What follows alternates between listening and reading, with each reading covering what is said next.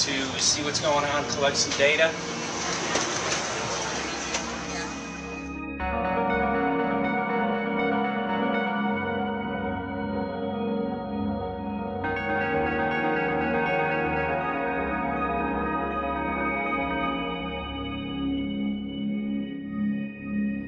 Thank you for having fun with us. Hope you enjoyed the trip. Have a great vacation and welcome home if you're lucky enough to live here. Thank you.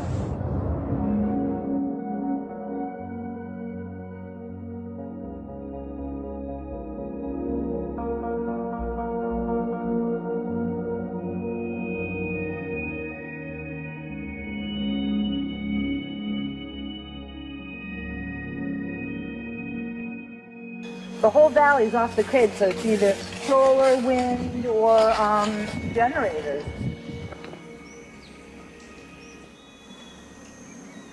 Look at this, man.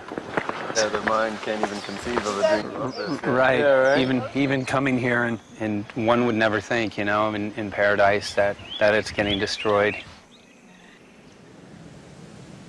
And they're doing it island style. They do it off the island, right? They do it off the island. So they don't, you know, you don't see the chemtrail airplane. The theory is that they're spraying the ocean, offshore, and it's coming in on the... And it's coming in. Now these are coming from the west. They're also spraying on both sides today. A lot of this stuff is actually chemtrails coming this direction. There's material that's blocking. We should be able to see to the horizon, you know, where the Earth curves, because we're high enough and we have the ocean, right? So we should be able to see. We should be able to see the Big Island. It's only 30 miles away.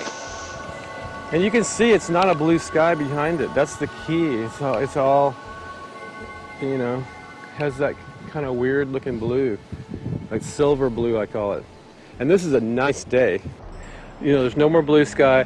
The night, we're gonna look at the stars at night, and it's like, you'll see, you can count them. There's so few stars at night now. There should be hundreds of thousands of stars, and I can count the stars. There's like one here and one planet here. It's like, you might see, some nights you'll see 100, some nights you'll see 10. This is what concerns me, this kind of stuff right here. It's just soft. Okay. This just comes right off, this bark. That's not natural. For I've seen hundreds of thousands of coconuts and I've never seen it falling apart like that. Look at this, you guys. I've never seen anything like this. I used to trim trees all the time in the Big Island. I've never seen anything like that. That's why I'm concerned. Not an easy task that you have here on the island. I could see the skepticism because it is so far beyond anybody's reality. It's amazing. It's just amazing to try to look through somebody else's eyes. Like my eyes, I can see this so it's like night and day, and other people it's just the illusion is just so deep. What do you think would happen if everybody awakened to what was going on and what the plans were of geoengineers? I think they'd have a revolution in Hawaii. If people really understood what was going on. What's your concern for, I know that you love the land here. What's your concern about the chemtrails? Well, that we won't be able to live here and grow our own food. And that our health is going to be compromised. Do you think it already has been? Yes. And the thing is that they're doing it every day here, every day. So it's hammering, micro doses every day. And then, of course, it's getting in the environment, and of course, it's weakening the plants. And it takes a couple years for this to actually weaken the plant. So we're asking for GMO taro. We're asking for GMO papaya because we can't grow our natural seeds. We can't be sustainable. We can't truly, you know, be here as God created us to be. So my friend convinced me to do a hair analysis on my daughter. So we went ahead and cut close to her scalp and got some really recently grown hair and sent it in. I was just sure that my daughter's hair was going to be so clean with the lifestyle that we live. And lo and behold, it came back and her levels were really high in aluminum. This is the chart here. This is the reference range, and this is where my daughter is, 23.1. Aluminum, The skies are covered with a white mist, and I look up at night anymore and I don't see the deep, dense stars that I used to, and I can't help but think this obviously has something to do with my daughter's health. I don't know where else these heavy metals are coming from. Yeah, I mean, look how old she is. Yeah. She's been isolated here. Here, and she's... Here. Anybody looking at the situation would be like, this is paradise. This child should be like superhuman. Organic farm. And here you are getting all this heavy metal stuff. And She has highest level aluminum on the chart. Never had a vaccine either. Folks, these people are playing God. They are playing God. They're manipulating the weather, and they're spraying stuff into the sky. They are trying to geoengineer everything, including your plants and trees and your ocean. Well, tonight, we're just hoping that instead of not looking at it, you start looking into it, because I really believe from the bottom of my heart that we are in a real crisis. I really do. They are proposing dumping 10 to 20 million tons of aluminum into the upper atmosphere. What does aluminum do? It changes the pH of soils, which is toxic to plant life. Also, it's very toxic to human health. Are they doing it? Well, let me tell you about my experience and what we found. We have much evidence that not only suggests, but I believe prove that they are happening. Jeff, what's going on? And as I promised, we're joined right now by a very special guest, Michael J. Murphy, currently on location in Hawaii. He's working on a documentary film called What in the World Are They Spraying? Michael, welcome to the program. Great to speak with you today.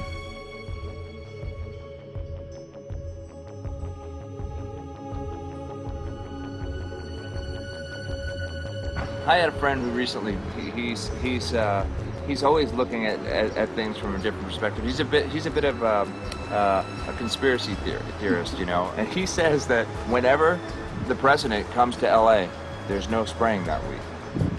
Could you have a better place for an interview? I mean, look. Well, this is being done over our farms and over our things. So basically, they want to eliminate our ability to eat organic food, have clean water. So in some ways, it sounds to me like, and you know, again, it's just a projection, but it sounds to me like this is control. How do we control the masses? Yeah. How can aluminum be good for you in any? And what was the second chemical you mentioned? It's barium. Barium aluminum. Obviously, those are toxic to everything. To human health. Yeah. Human health, to farms, to animals, to everything. 61,000 parts per billion. And there should be a government alert at 1,000? At 1,000, people are drinking this. People that climb the mountain, they're drinking that snow. It's poison. Oh my God, that's so disgusting. So that's 60,000 times above regulation. Exactly. 60,000 times above regulation. And I've talked to friends, and they're like, well, that's just ice. That's just condensation. And I'm like, you can talk to a second grader. Ice doesn't float in the sky and spread out that way, you know? You're not an expert, but you're a concerned citizen who said, wait a second. Who's actually doing the research. Yeah, you're doing the research, and that's what we need to do as Americans and say, you know what, I want to know what's going on. I want to know what the FDA is doing to my food. I want to know what the government's doing with my air, my water, and the soil. And, you know, it's just great what you're doing, and I just, my kudos to you for bringing light to this subject. Put all of the theories aside, just what geoengineers are proposing and what's being found is scary enough. So we can just address that. And I encourage more people to just step up and ask questions and do what he's doing. So thank you, Michael, very, very much. Aerosol spraying aluminum affects everywhere, and we have a beautiful tropical climate which I believe might be in jeopardy. So we wanted to not only come and bring the message of what people were finding around the world, but encourage people to test for the aluminum, strontium, barium. Essentially, I think it was an effective trip. I saw a lot of people here in Hawaii, in Maui, awakened, not only curious, but willing to look into this deeper, and that's my only hope. This is one of the boldest moves, I think, from Ed Griffin yet. This is the taboo topic that nobody's supposed to talk about, and that is aerosol spraying. Now, we've got tons of documented proof of errant aerosol spraying. It just blows my mind that the whole essence of humanity has always been to look up into the sky and ask why. Though there are no limitations, there's endless space, an endless universe. Now, in the 21st century, we're not allowed to do that. Anyone who looks up and sees the giant grids and the X's in the sky that weren't part of our existence until just a decade or two ago is somehow called a kook. And the people that are the best and biggest proponents for the revolution and for liberty, they don't want you to talk about it because you could discredit them. It seems to be an industry that's being built up to milk the taxpayers by undergoing some kind of a giant global spraying program to make all kinds of money on the project.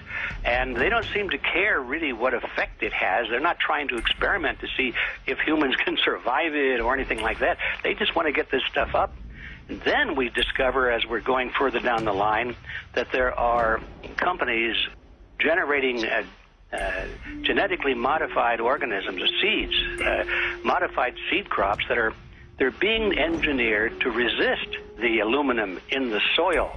And a lot of crops won't grow in that. And so now, after they've messed up the soil, all the farmers were going to have to go back and buy seeds that have been genetically engineered to resist the aluminum that have been put into the soil. And all of a sudden, mankind is completely dependent upon these companies like Monsanto and other giant agricultural firms. You can't even grow natural seeds anymore.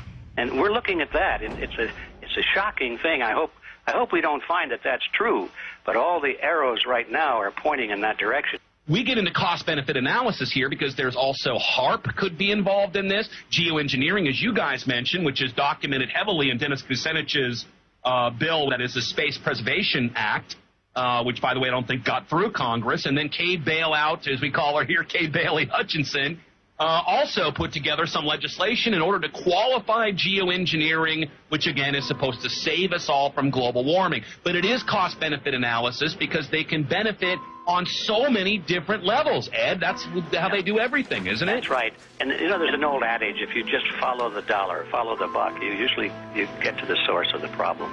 And it looks to me like there's a tremendously profitable industry being built up right now around this concept of geoengineering or weather modification or reducing global warming and all of these other things that can be sold fairly easily to an unsuspecting public. They all say, oh, well, that's good. We don't want global warming, you know. And so they put up with this, and they don't question, they don't criticize. But behind the scenes, you see a whole industry being built up, which is, as I say, tremendously profitable. And the money for all of that is coming from the taxpayers. And it's a scam is basically what it is. We're just focusing on the one area that is real easy to prove. There's no speculation in the area that we're going into. They definitely are doing this geoengineering. They definitely are talking about it. They're working up formulas for it. They're putting together strategies for it. They've got funding for it. Everything is in place. We don't even have to go into those other areas to make the case. Okay, let them believe that, but at least they must understand that there's no question that they're talking about it and planning to do it. And so shouldn't they be equally alarmed about what they're going to do if it can be shown that barium and aluminum and some of these other toxic metals are very destructive to the planet and destructive to human health? Isn't that enough? You know, how many issues do we need to crank into this? And so, you know, if you're going to kill the planet and kill the population, do we need any other reason to be alarmed? What in the world are they spraying? Thank God people are asking this question. That's all we want. We just want to be able to ask these questions. Our good friend G. Edward Griffin, all these years, Mike Murphy and Paul Wittenberg are doing this great effort with your help. This is a community effort to get people real information. What in the world are they spraying? Any final quick comments before we're out of time? And my only final thought is that we asked the question, what in the world are they spraying? And we now know what it is. And folks, you're not going to like it.